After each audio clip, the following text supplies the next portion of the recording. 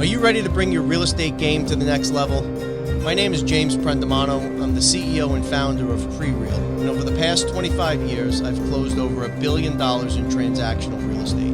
Each week, I'm meeting with outstanding investors, high-performing individuals, and visionaries operating in the real estate space. These are the people that are actually out there in the real estate game right now getting it done. This podcast aims at bringing anyone's game to the next level. This is the PreReal Podcast. Welcome, everyone, to the PreReal Podcast. We have a real treat today, folks. Whitney Elkins Hutten is joining us, the Director of Investor Education at PassiveInvesting.com, founder of Ash Wealth.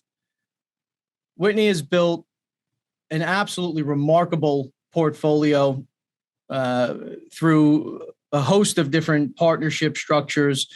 Whitney's involved in over $700 million in real estate, over 5,000 residential units, everything from SFRs to assisted living, over 1,400 self-storage units in 8 states. Whitney, it's an absolute pleasure to have you on. Thank you so much for taking the time out today. Yeah, thank you so much for having me on, James. It's wonderful to be here. Thank you so much. So before we jump in, I'm curious, just can you give us a few minute context on history, right? People don't wake up with portfolios like this. So how did you first come to, if you will, get the real estate bug? Yeah, I never went to school for real estate. I went to school actually, graduated with a degree in biochemistry. My whole intent was going to med school, and I did. I did a couple years in med school and really wanted to go into public health. That was like my end all be all, like where I thought I'd spend the rest of my career. And, if you think about the old movie Outbreak or the movie Contagion, I mean, that was like where I'm sitting there glued to the television, like eating popcorn, and everybody else is like, this is like nuts. I can't imagine a world like this. And I'm like, yes, that was my thing. Right. So I transitioned out of med school into public health and spent several years working in infectious disease, public health. And then 9/11 happened. And after that, I was working on the contract with the CDC. We were, the United States as a whole was scrambling to educate its, health infrastructure on how to deal with anthrax and smallpox. That was a huge threat. I don't know if people remember the anthrax threats, being sent in the mail. Yeah, the envelopes were showing up, right? Yeah. So that was a small part of what the training I was to do. And I also handled chemical and biological and radiological education as well. But anyways, kept me traveling, kept me extremely busy, but I needed a place to live. And I had a significant other at the time. And we decided we're going to buy a house together. This is 2006, though, by this time when we're buying the house, interest rates are, you just have to fog a mirror and you can get a loan, and wild west of lending. And there's probably no way that somebody should have given me a loan, but, that was my lucky break back then. And I bought a house and it needed a rehab. My realtor actually put the book, Rich Dad, Poor Dad in my hand. And I'm pretty sure I screwed it up, honestly. But I was like, okay, great. I'll buy a house and we'll do the rehab ourselves. And the relationship fell apart and I had the house. And, here I was traveling out of state 80 hours a week, and I had a house that needed rehab. So I stuffed it full of roommates, paid my friends and pizza and sushi to help me do tiling and drywall, electrical, plumbing. I mean, I can't believe the people who bought the house, it passed inspection. Anyways, I did educate myself properly on that. I mean, there were some, we had some goof ups, but sold the house 11 months later for a $52,000 profit. And that's when I realized I actually hadn't been paying for any of my expenses for 11 months. I'm like, oh my gosh, how many of these projects could I possibly do? And the whole point of me selling the house is because I was traveling so much. I was like, I can't deal with the house. I need to get out from underneath it. And then as soon as I sold it, I'm like, oh, wait, this might be my ticket to freedom. And so anyways, my second project did not go so well. And I know many listeners here might have heard the story that I've told on a few podcasts where a bus fell into the roof of the property. It was a mountain home. Well, that, gravity took over. And anyways, I did got out from underneath that one and did a few more projects with my husband. He thought I was totally crazy. And I'm like, no, I got it all figured out now. And we did really well at building up pockets of equity. We also took advantage of what we call, the IRS calls the 121 exclusion. So we were able to capture $250,000 tax-free individually or $500,000 tax-free in gains as a couple. And so we just kept having our investment babies make babies and continue to grow the portfolio. And then it dawned on us one day, we're like, how are people becoming financially free? Like having a monthly income on this, I can't imagine it. And that's when we had to slap ourselves in the head. And we're like, oh, you hold on to the property. Mm-hmm. And that's where we combined our skills of rehab with rentals and what's now known commonly as the BRRRR strategy. And we built up a portfolio of about 30 single family homes that way. And then I hit my next ceiling of achievement. I wanted to stay at home with our child and take care of, some ailing family members. And my husband was like, well, I want that too. And I'm like, no, we're not doing 80 single family properties. We've got to find a different way to scale. And that's when we transitioned into multifamily real estate. And we went into it both actively and passively at the same time. And it's been a wonderful ride since we made that transition. So the infamous second deal that almost really tanked you, right? That second deal. How close really to the edge were you of packing it in and calling this a wrap? Oh, as far as like real estate in general? Yeah. I was one phone call away with my mom. Wow. I mean, I was there. Yeah. The market was changing. I mean, there was a lot of things that I did wrong on that property. One, I bought in a mountain town. I ignored a lot of the immutable laws of real estate. Number one, location. Two, I didn't understand who I would be reselling this property to. This was a vanity property. This was the one that I wanted. And it was a little mountain home. It had 19 steps up to the front porch, but it was in a city that was largely retirement, people who came there to retire. So I had so many, retirees coming to the property and they're like, well, the pictures look great, but you failed to mention the 19 steps up to the deck. And I mean, I had people actually stop halfway up the stairs, cause it's at altitude. And they're like, no, we're done. Like, I'm not even going to go in. So it took me a year to sell the property. And I guess the third mistake that I made is that I actually had a decent contract on the table within 2 weeks of listing it. And I foolishly thought I could get a lot more. And I ignored like all the signals that were coming at me. And I sat on the property for a year, went through 3 or 4 realtors, and eventually sold it for the exact same dollar amount a year later.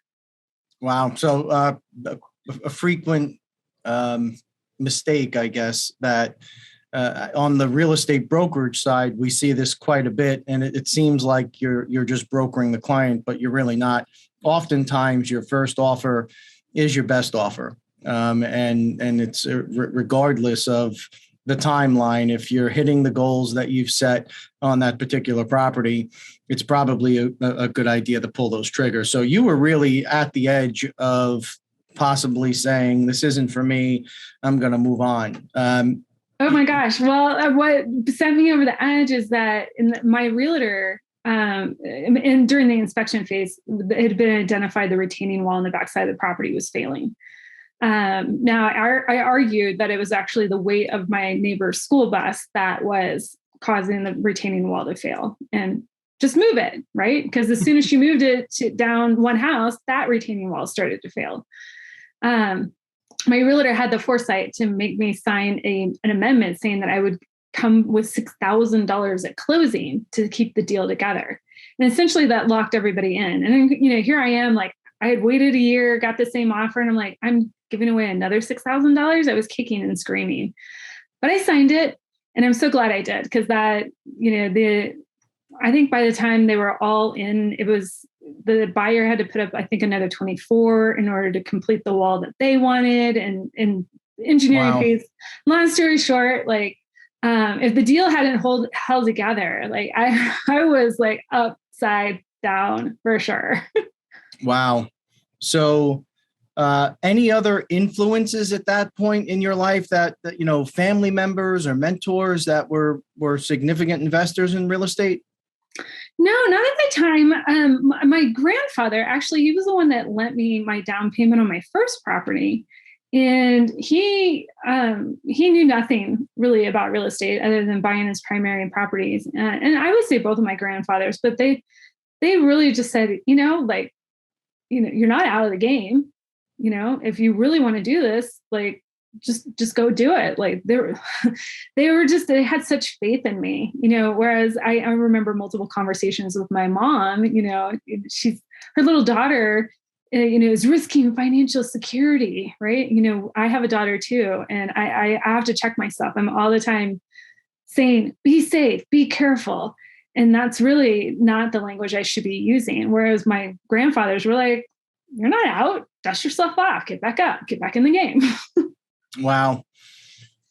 So that kind of a quantum leap to where you are today, where do you even begin when advising clients, customers? Where do you even begin putting the framework together for, hey, I want to reach these goals and defining those goals? Where do you start?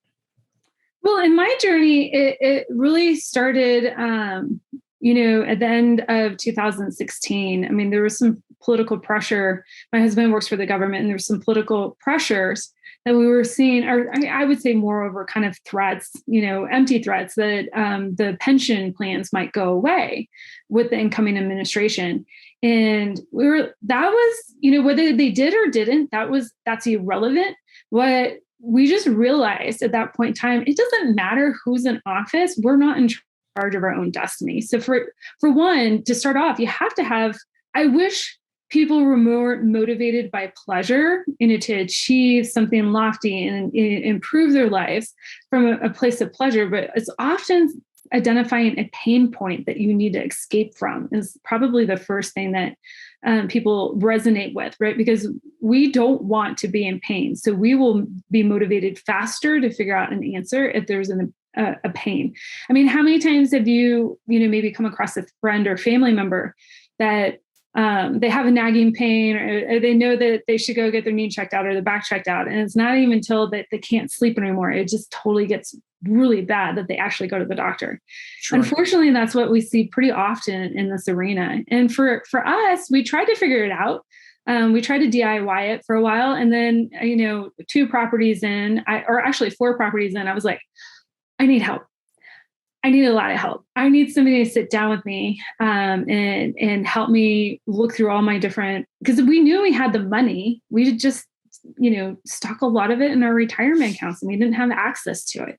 And so we needed somebody to help us that knew more than we did, who had achieved what at that time that we wanted to achieve, to help us essentially lay out the plan and show us how to place the chess pieces. And so we hired a financial coach, Chris Miles with Money Ripples. I mean, he's still in business. So, if you guys need a contact, reach out to me. But he was amazing at helping us understand how the game is played and how we could leverage our current resources in order to achieve our goals. And the process with Chris, does Chris help you define even really what the goals are? I find that a lot of folks struggle with even defining what is that. We hear financial freedom thrown around all the time, right? But what does that really mean? What does that mean to me, and what it means to you? Maybe 2 entirely different things. And without a clear goals, I think it may be really a challenge to begin to even put that map together. Does that make sense? Yeah, definitely. Okay. So the end point is the freedom, right? So like you said, we hear financial freedom, touted quite often. The other freedoms are time freedom, location independence, location freedom, freedom of choice, and then freedom to make an impact. Okay. So one of those motivators, when you can identify the pain, that's probably the reason why you're getting started in real estate, but what's going to keep you in real estate for the long term, it's going to be one of those freedoms. You're trying to go after one of those. Now, there's milestones along the way, right? I think where a lot of investors kind of do themselves a disservice is they're saying, I want financial freedom, right? But that's the fifth or sixth step. The first step is actually get enough income coming in to have financial security, where you can, make sure that you're not going to lose the house, the heat stays on, the food stays on the table. I mean, we're talking basics. Okay. And maybe that only can last, the financial security, that dollar amount coming in only lasts 6 months. Okay. Then the next phase after that is learning how to create financial vitality. We've got our basic needs met. Now, maybe I want to go out to dinner and buy a couple clothes and have nice gifts, right? That's vitality. Okay. How, you have enough money coming in from your investments to last, to give you a good life for about a year, right? Then we get into what is often called the FIRE, financial independence. Okay. That's where your assets are giving you enough income coming in on a regular basis in perpetuity. Okay. Notice the first two were just for short little time blocks, 6-12 months, right? They're buffers. And those are milestones that you have to hit along the way until you hit financial independence. And then we get into our freedoms, like financial freedom, which is they cover the lifestyle that you desire. And then absolute freedom, where your assets, cover pretty much doing whatever you want with whoever you want, whenever you want.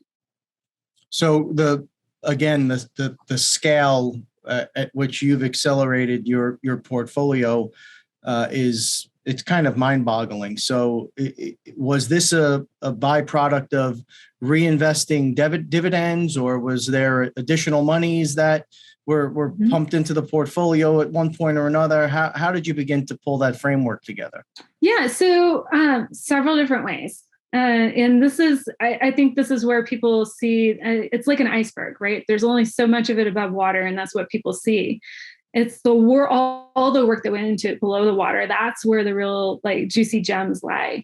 And so number one, remember, we had been utilizing our, our ability to buy a primary property and move every 2 years to trigger the 121 exclusion for our taxes. So we were pulling in up to $250,000 to $500,000 tax-free.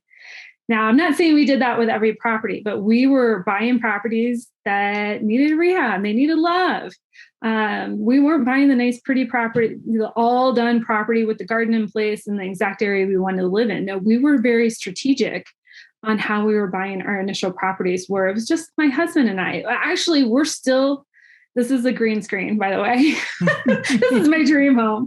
But we still do that. We're still in one of our rentals, or not one of our rentals, but one of our properties that we bought to, do that type of strategy to. So we still utilize that.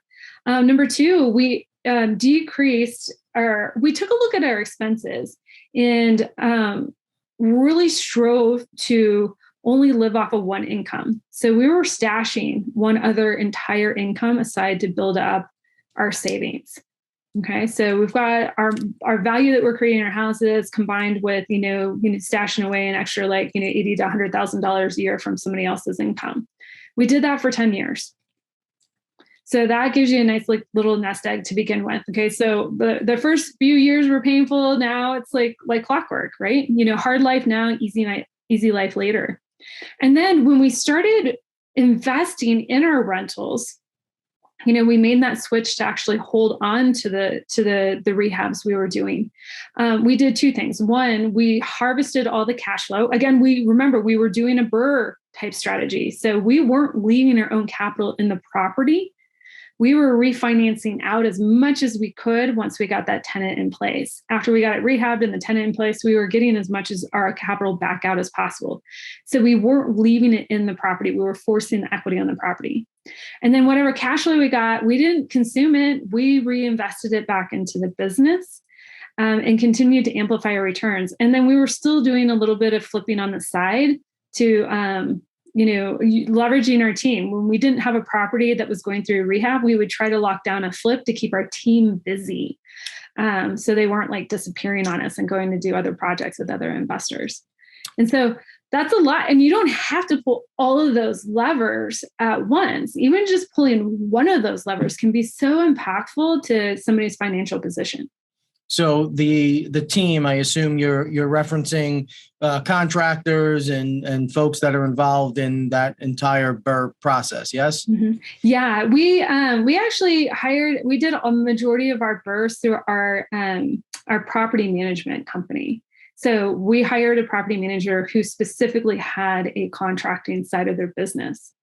Got it. So for the audience to follow along here, the 121 exclusion, could you spend a minute or two on that in layman's terms, just so folks understand that opportunity? Yeah, absolutely. So I think one thing that draws a lot of investors to real estate is, aside from cash flow and the potential of natural or forced equity positions appreciation, is tax benefits, right? The IRS gives us this lovely ability to, depreciation, leverage depreciation to where we can offset the income on the property, but also when we want to sell the property, we can put it into what we call a 1031 exchange. And we essentially are kicking the can down the road on paying taxes on the gains of that property. Now, you as a common, somebody who just has their primary residence actually has a similar type of benefit. And so the 1031 is called the 1031 because of the tax code. That's the number of the tax code. The 121 is the number of the tax code for this thing that's available to all of us who own our primary residence. In that, all I have to do is live in my property 2 of the last 5 years, and then I can sell it for a profit. And as an individual person, I get to keep $250,000 in gains tax-free. Or if I'm married, I can keep up to $500,000 in gains tax-free. So $250,000 per spouse or per partner, domestic partner. So that's it. And then I can go reinvest in my next property. So that's or multiple properties, right? That's where, it becomes extremely powerful. You get one and, say you make $100,000 or $200,000. Now you can, have your investment babies make babies and you can split that. Right. And now you start getting, after 2 or 3 cycles, you have exponential growth there. So the 1031 exchange that we talk about quite often on the show is a time-tested vehicle where you're allowed to execute a like kind exchange through an intermediary and to essentially, as Whitney said, kind of kick the can down the road where you're not paying tax in that moment, which allows you to acquire a larger property and to scale and so on. So in the 121, is it still the same process? Do you go through an exchange intermediary? No, you can outright sell the property. So you don't have to exchange it for property. You can literally sell the property and go buy a boat or go travel the world. You can do whatever you want. Wow. However, as an investor who's looking to build their portfolio, I would highly suggest reinvesting back in the business to scale the property. Wow. So in 2018, you founded Ash Wealth and the Investor Accelerator Program. Could you talk a little bit about the genesis of that and what exactly you can expect to find there? Yeah, definitely. So, so my work at passiveinvesting.com is we're a multifamily, a private equity firm, and we specialize in multifamily self-storage and car wash syndications. We also specialize in real estate debt. Not everybody can jump right there. Right. Some people need some sort of glide path into real estate and, maybe they don't have $50,000, $100,000, $200,000 to invest. How do they get started? And that's really where Ash Wealth comes in, is that I work with investors who are looking to get into their first, few properties, and not just one rental. I look for people that are looking to scale to 10 to 20 units within a couple of years, but really get that initial portfolio kicked off. And I help them leverage, largely single family 1 to 4 unit, type of real estate. So, people come into the program and the Investor Accelerator Program. It's a mastermind, and they're house hacking to either they themselves to build up more of a down payment, or they're buying a multi-unit property, living in one unit and renting out the others. Otherwise, I help people walk through turnkey investing, as well as how to do a BRRRR type strategy or leverage all of these together. that's really powerful. Yeah. So I'm curious on the surface, those asset classes seem to be very, very, very different. Car washes and self-storage. I'm not seeing on the surface the synergies there. What are the connections and why those asset classes? Yeah, I mean, so, just to back it up a little bit, with the multifamily real estate, it's residential, right? So, there's a roof over somebody's head. Now, with multifamily real estate, they're living in, maybe one bedroom, one bath, 2 bedroom, 1 bath, 3 bedroom, 2 bath type of property. They may not have a garage. Self-storage is a natural kind of partner to multifamily real estate. Mm-hmm. Now, so, and it's it's in an infancy phase right now, as far as like consolidation. It's ripe for disruption right now. It's also a great way for people to diversify their portfolio. So they're uncorrelated. So multifamily might, has a different real estate cycle than self-storage. Car washes, I call that more of a business type of business-driven real estate. Whereas you're buying, the way we buy them at passiveinvesting.com is that we're looking to take over a very specific type of car wash, which is an express car wash. Think of those nice long tunnels with the beautiful lights. You can, get 40, 60 cars going through like in a very short time period. We look to buy those type of properties because the larger, again, like self-storage, this industry is ripe for disruption. Most of the properties that are owned by most of the owners of self-storage and car washes are still mom and pop owners. Mm-hmm. And so we're able to, to build these properties, put in a lot of operational efficiencies, rebrand them, and then package them up for a nice exit to, say, like a REIT or something like that, maybe even IPO. So, wow. So you're not acquiring car washes that have a land lease, for example, on it, and you're speccing from there. You're actually buying it for the business to create operational efficiencies, bundle it up, and then sell it at a cap rate at some point down the road to a larger institution. Yeah, so we're looking to scale at about 100 to 150 units that way. Now, it doesn't say we do have some opportunities where we are looking at land for development, but a large portion of the portfolio, we are specifically looking to buy existing, car washes. How did you stumble upon car washes, for example, as a market segment that was ripe for disruption? I happened to stumble into self-storage, and I'll tie that together after this comment. But where and how did car washes come into play? Yeah, that's really a brainchild of our founders. So Dan Hanford, Danny Randozo, and Brandon Abbott. And Brandon Abbott, is the founder, kind of our go-to founder on the car washes. And I think, one of the risks of today's environment, for investors that are, getting in any sort of investing, whether it's single family or syndications, they're chasing yield. And that's not always the safe thing to do. Car washes are a unique thing because it is a business that has very strong cash flow to it. And there's still, there's so many different levers that we can pull there to supercharge the cash flow on the business side of things. So that is a nice yield play for a lot of investors. And I think that was just kind of a natural progression that we added it to our portfolio. So we do a good bit of commercial real estate here as well, retail specifically. And as we went through the retail apocalypse, as the rest of the world did, right? Post 2008, and really before 2008, we started to see the model was changing. We felt and we found that these sites that were previously, occupied by a pretty healthy mix of apparel and some light service retail, some limited food and beverage, started to encounter these massive vacancies, right? As tenants started to trade bricks in for clicks and really start to move to the online model, there were these centers that previously you had a line of tenants for. Now we were faced with these new challenges, and we found that there was an interesting model where the self-storage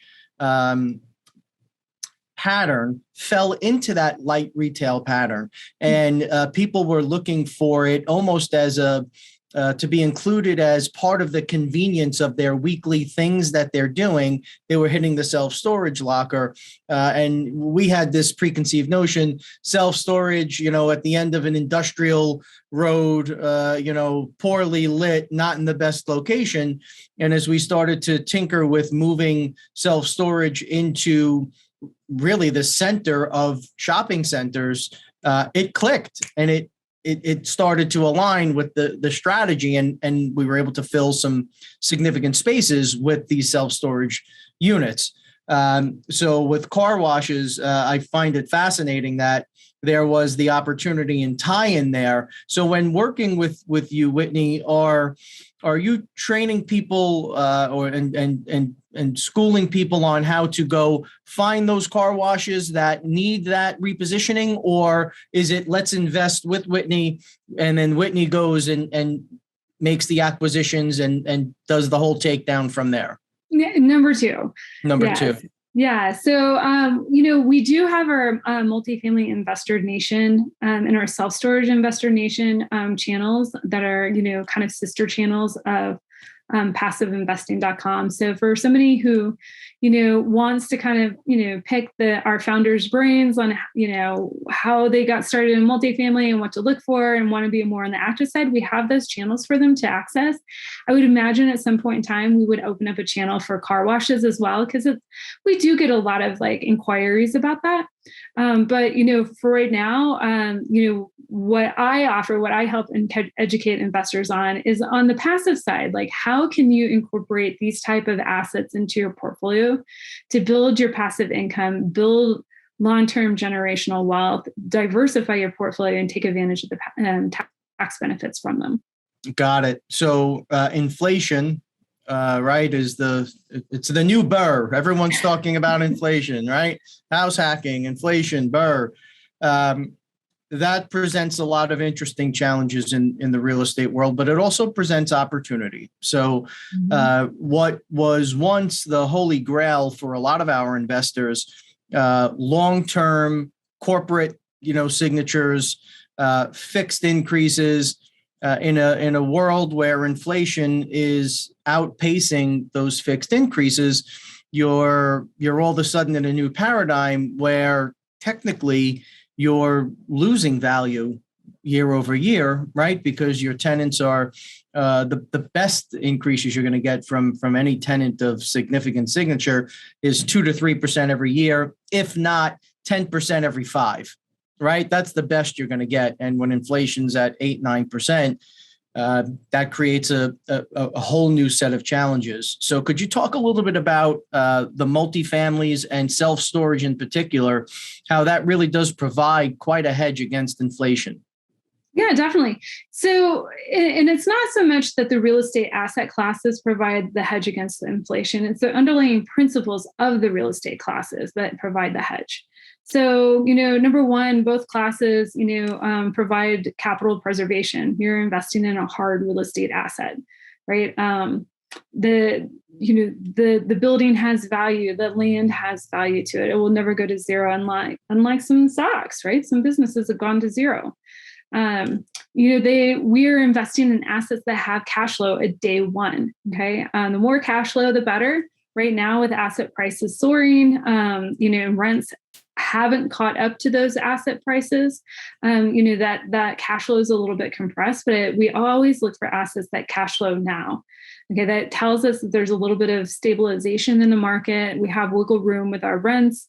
And it just provides, a layer of security. And I can dive in any one of these wealth pillars deeper, because there's things that you want to look for in a deal to ensure that the cash flow is really going to be protected.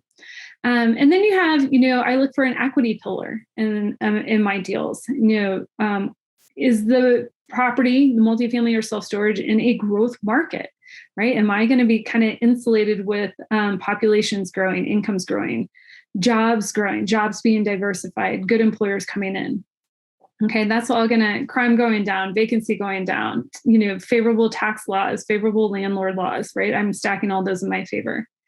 And then I'm also looking for the tax benefits on the property. And that's why multifamily and self-storage are so good, because I get a return based on the tax benefits, right? I get to leverage a 27.5-year depreciation schedule in multifamily. I get to leverage a 39-year depreciation schedule in self-storage. I can do a cost segregation analysis on either one of those properties and accelerate whatever depreciates in 20 years or less to the first 5 years of the project. So I'm looking for operators that do that. And both of these businesses, as my expenses increase, with taxes, insurance, different types of costs, those also can be passed through to the tenant, like you say, the signature, who's signing on the line. Now, with multifamily, my lease is generally a year, so I can reset that. I can reevaluate every single year. With self-storage, I'm resetting that every 30 days. I'm looking what's happening in the market. I'm also looking what's happening on the long-term horizon, and I can adjust everything, my pricing, every 30 days. I can even do it potentially during the exact same day. Like if I have like some sort of dynamic pricing model and all of a sudden I hit like 95% occupancy, the rest of my units, like they jump up like really high, right? I'm in demand, right? So those, again, I look for investments that have all of those pillars to them. That is what's going to help me kind of hedge in any market and hedge inflation, long term. Yeah, so it's an amazingly flexible and neat opportunity, folks, when you're able to be on the other side of the inflation, right? Where we're not just stuck paying for the increase in cost, but when you have assets, as Whitney's describing, where you're able to in almost real time adjust and enjoy that upside of this pressure that's pushing prices up, it's a nice addition to and can significantly impact the bottom line on the investment. I do want to add one thing, because there is one thing that I left out that I think is extremely important. The number one thing, though, is also look at the debt right now. We want to make sure that we can lock in, debt for at least the term of the project. Okay. And multifamily and self-storage, you can secure, interest only type debt. You can get SBA loans, but lock in those debt terms. Even if it's a floating debt rate, make sure there's some sort of cap on the rate that you can buy. Make sure there's an extension to those caps that you can buy. Should the market turn south and you need to wait a year or two to exit, don't put yourself in a situation with just like an adjustable rate mortgage that can take off on you. Yeah. Because again, the whole trick is, the reason why this works is that you're either locking in your expenses, or if an expense is going to fluctuate that you can't do anything about, like your taxes and insurance, you can pass that through. Yeah. So that ties into the next point I was going to ask you about, where, everyone hears about syndications and passive real estates, but it's not all lollipops and rainbows, right? There's some, I haven't seen a pro forma yet that didn't pencil, right? All of these pro formas look great on paper. And I think to Whitney's point, you've heard us talk on this show endlessly over the last, I'd say 6 or 7 months, about being, just because there's an entire generation now of folks that only know one set of interest rates, right? They didn't know the other side of the paradigm. And some are arguing that we may never get back there. I would argue vehemently that we will.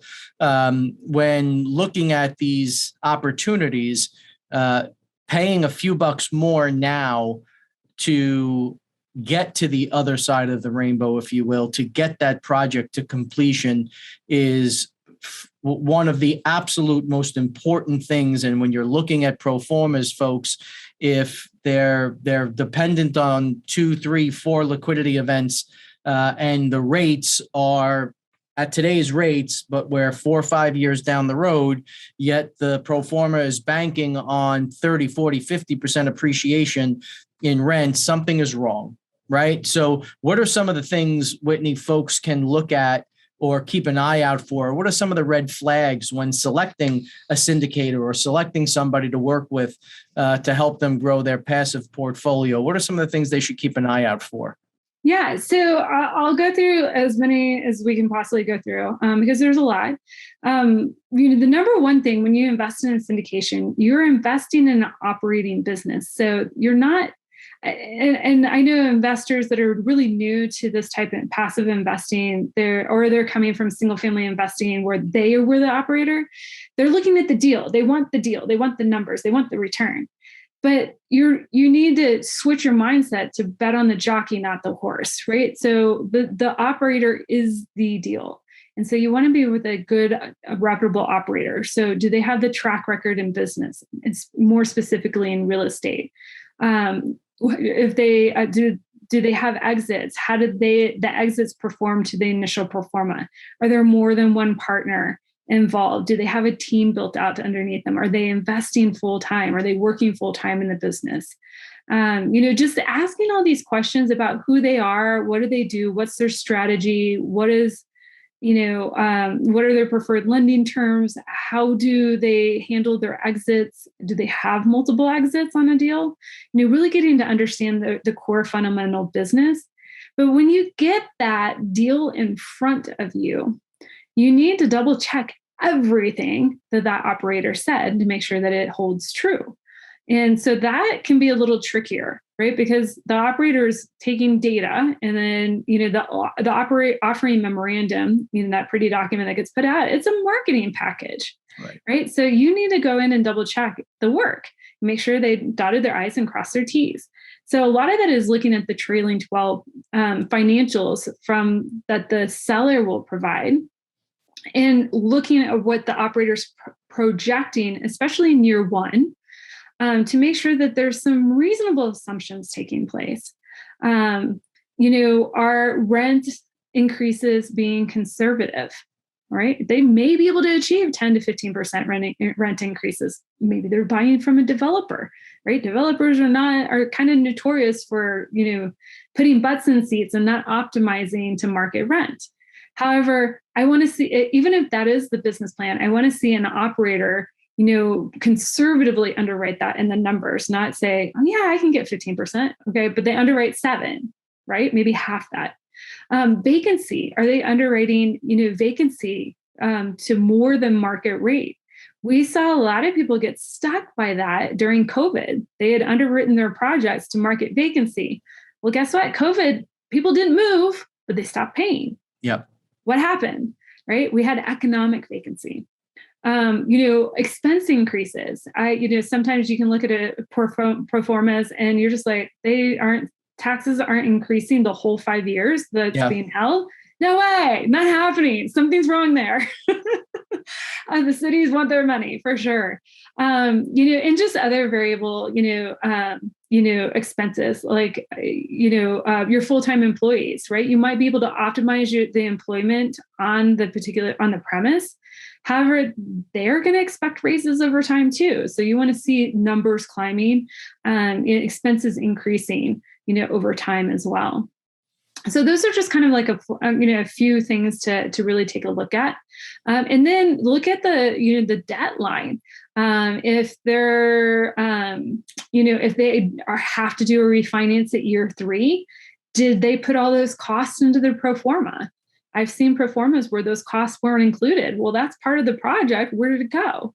Right. So, there's just some things you need to really kind of dig into the numbers and make sure things are being conservatively underwritten. I'd rather be under promised and over delivered personally.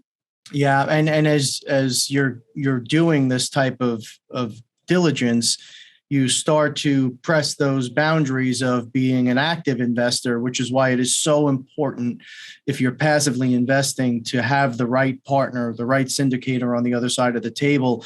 As Whitney's calling these things out, I'm thinking of pro forma after pro forma, where you're seeing skyrocketing rents, but you're not seeing commensurate increases in expenses, right? You're seeing these liquidity events, again, that are predicated on rates today, not rates for tomorrow. Mm-hmm. And And many times, candidly, folks, these things are not readily available on that surface package. You have to do some investigating to get there. And not everyone is as reputable and as forthcoming as we'd like for them to be, right? And there's a potential. We've seen raises, $2, $5, $8, $10 million raises that have closed out in what feels like hours, but is more like a day or two, on just flat out faulty information. Mm-hmm. It's a scary prospect. And as folks are trying more and more, I think, to reach for this true passive investing lifestyle, these are great things to keep an eye out for. Whitney, I know you have another engagement coming up. So before I let you go really quickly, for you, passive or active investing, what gets it done for Whitney? I do both still. But, when I look at the core of my portfolio and what gives me the time, financial freedom, or like time freedom, it's the passive piece. Now that my passive portfolio is built up as such that it affords me to do what I want, when I want, with whom I want. Now I get to play. Right. Yeah. I get back to that vitality. Right. And it was, being happy in the journey too. Right. Like I built that in along the way. I didn't wait until, we had the financial freedom to like all of a sudden enjoy life. I built that in along the way. But, that I still play actively. I drive my husband nuts. I'm still, looking at, single family properties for short-term rentals that we can go like visit and stuff like that. He was like, seriously? Well, that's a wonderful, problem to have, right? Is having those extra properties to go visit. Whitney, congratulations on just an immense amount of success. Really outstanding. What's the best way for folks to find you? Yeah, absolutely. You can find me at passiveinvesting.com. I do have a landing page there at Passive Investing with Whitney that has some free goodies for everybody on it, a checklist and a soon to be released ebook. You can also schedule time with me to talk one-on-one, anything real estate. I'm happy to do that as well. And you can also find me on LinkedIn, but passiveinvestingwithwhitney.com is the best place. Perfect. Whitney Elkins Hutten, everybody. Thank you so much for the time. It was an absolute pleasure and an honor to have you on the show. Thank you so much, James. Be well. Everyone out there, as always, stay safe.